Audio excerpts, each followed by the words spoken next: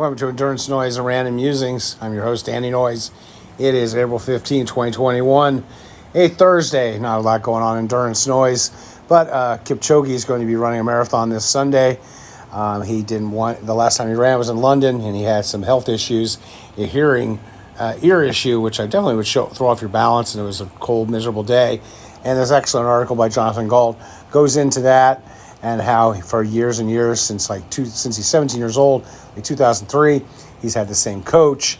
He has the same routine where Monday through Saturday he trains twice a day, spends Sunday with his family, usually runs a marathon in the spring, one in the fall, and then of course 2020 hit and has messed up all of our things, and so he didn't run a spring marathon, and then he had kind of a disastrous fall one.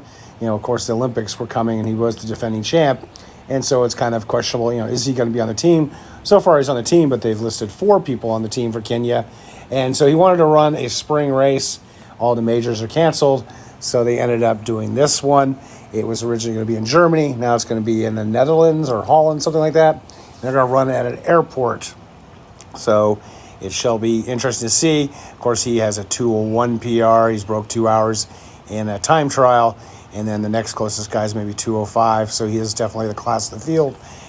Sounds like we won't be able to see it unless you want to pay via Flow Track. So I guess I'll wait and watch it on the YouTubes. Might do a little live coverage if there's some good tweet action going on Sunday. So that's there. And then this came up pretty funny that I got done doing my kettlebell workout. And it says, if we think training as just picking up heavy things up, then athletes won't reap the benefits strength training can offer their in-sport performances. Here's how to incorporate strength training for optimal endurance sport results. And I myself kind of like the kettlebell. I was listening to Joe Rogan, which I often do, and he had Pavel on there, and he's kind of the guy who brought kettlebell from Russia. And I've been doing kettlebell ever since a year ago when I had my fall, and I like it just because maybe the next time I slip, I'll be able to catch myself. Because I started off, Pavel said an ordinary man can use a 35-pound bell, and I got a 35-pound bell, could barely pick it off the ground. Started off with a 10, but now I can't handle the 35, and so I really enjoy using the kettlebell as a workout. Let's go over to Instagram. Here, speaking of last year, this is a picture of me last year.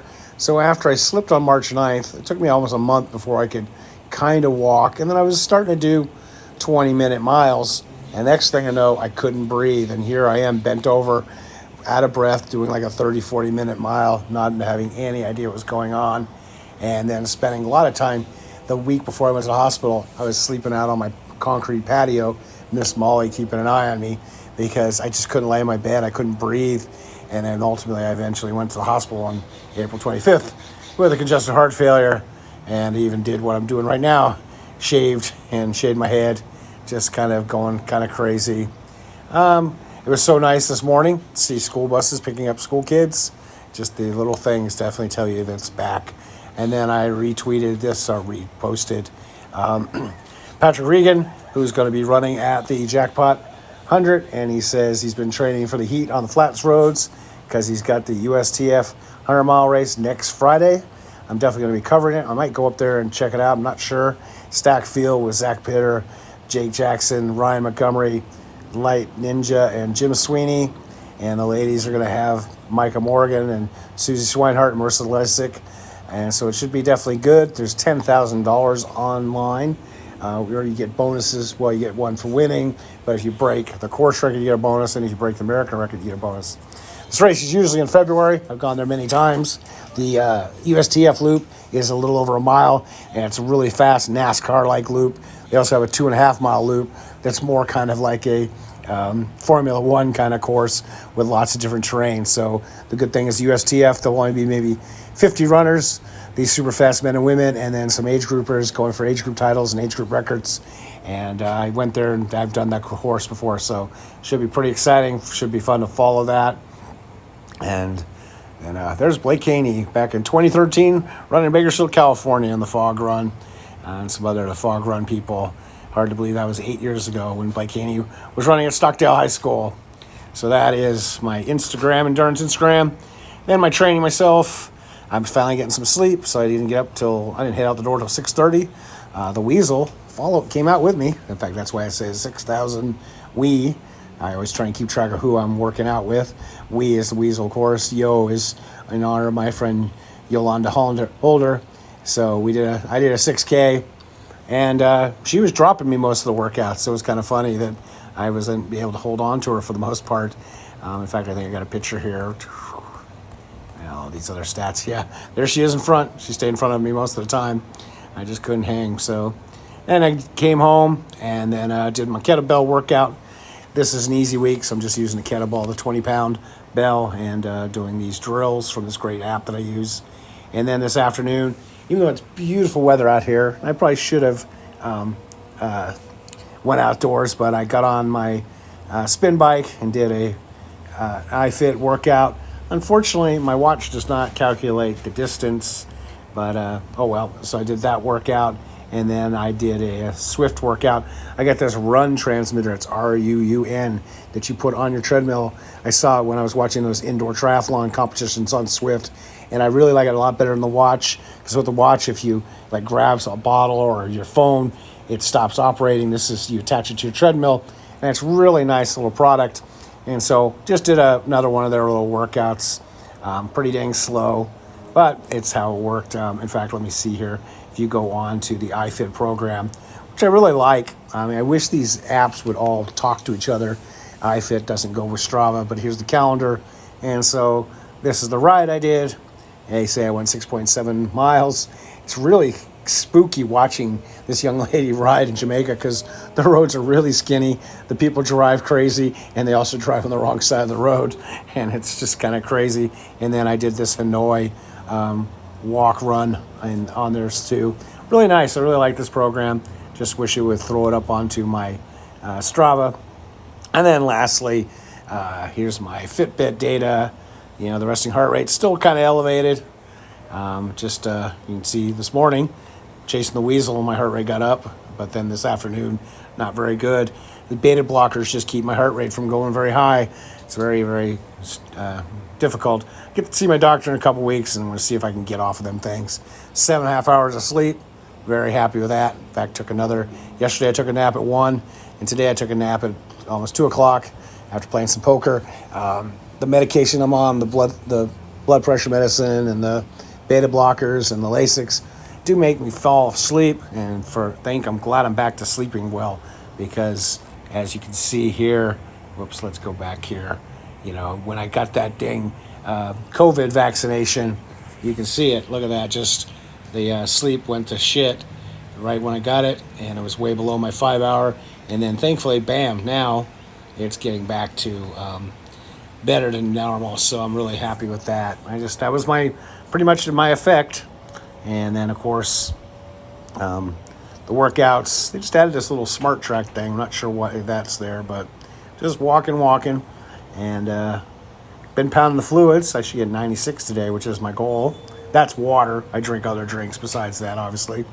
And then the weight is just keep below 120, but not too much. In fact, I just saw an article about hydration. You know, it always says, drink the thirst. A little dehydration is not going to kill you. 2 or 3% is normal. If it gets to 5%, then maybe you're in trouble. And that hypernatremia is much more of a danger, and that's where you get waterlogged. Then you mix up your electrolytes, and the muscles stop firing, and your heart stops firing, and then you're really in trouble. Dehydration, you collapse and you're down on the ground, but they can, give you something to drink or give you a saline solution and bring you back. But if you get waterlogged, they have to use this hyper salt solution, and most places don't have it and or know how to use it. And I know myself, when I first ran marathons in the late 70s and 80s, my first couple, I got a lot of symptoms of being waterlogged and didn't know it. Nausea, grumbling stomach, sloshy stomach. And what it was when I trained, I didn't really drink, but then I would listen to people saying, before the race, hydrate. And then like in the race, there'd be aid station every 2 miles, and everybody kept saying, drink. And so the first 2 marathons I ran, first one I ran in my junior year, I got sick around 20 miles and ran 3:01, and the next year I had even worse condition. I was flying through 20 miles plus, and then got the sloshy stomach. And then thankfully, before I graduated, I stopped listening to people about the drinking. Went to a warm race in Lompoc and ran 2:55. So you've got to watch out for the hydration. In fact, now they're often they're taking out aid stations and water stations in major marathons because they're realizing that dehydration is not the culprit. It's overhydrating, hypernatremia. So definitely be careful of that. And of course, you got to mix and match and figure out what you need to do. Everybody's an experiment of one. So just be careful out there. I myself do a lot of training runs without drinking in the morning. And I know that Ed does that too. We'll go out an hour and a half, 2 hours. And but then in races, we don't lose a whole lot of weight because we pretty much figured out how to stay at homeostasis. And I remember talking to my, it used to be this dumb thing in the 100-mile races where they would weigh you in the aid stations. And I always used to look at them going, okay, so you're weighing me on a scale on Friday before the race in a building. Then you're going to weigh me at mile 25 in the woods, mile 50 in the woods, on all different scales, all different surfaces. How is this science? It doesn't even make any sense.